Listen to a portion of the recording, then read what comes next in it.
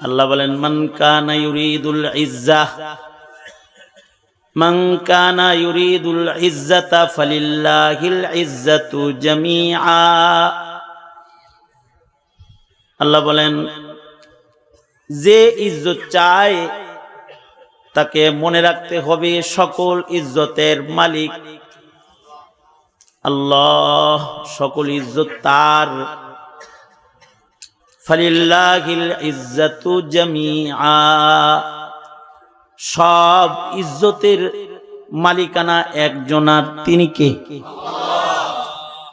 এই কারণে আল্লাহ বলেন তুইজ্জু মান তাশা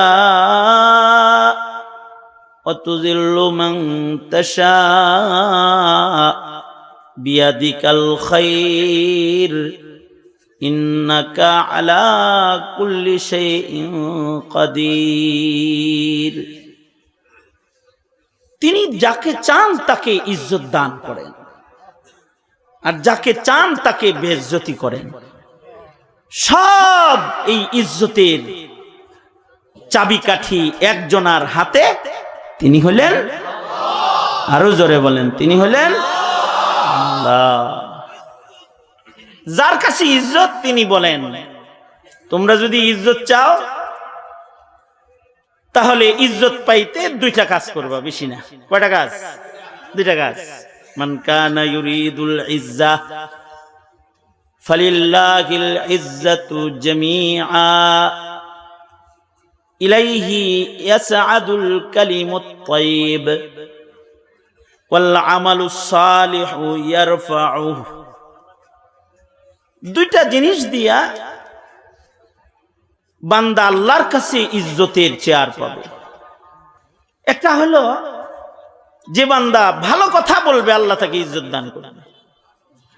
ইলাইহি ইয়াসআদুল কালিমুত তাইয়্যিব, মানুষের মুখের পবিত্র কথা, ভালো কথা তাকে আল্লাহর কাছে পৌঁছায়া দিবে, ইজ্জতের জায়গায় তাকে সমাসীন করবে ভালো কথা।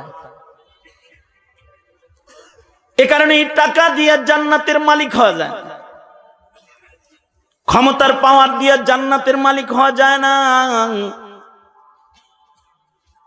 বাড়ি গাড়ি অর্থ করে এগুলো সিঁড়ি হিসেবে ব্যবহার করে সুমহান উঁচু জান্নাতে নিজের অবস্থান গড়া যায় না। কিন্তু একটা ভালো কথা যদি কেউ কয় তো সে জান্নাতের মালিক হয়ে যায়। সে তখন ভালো কথার কারণে সে থাকে জমিনে, কিন্তু কথার কারণে সে আসমানের বাসিন্দা হয়ে যায়।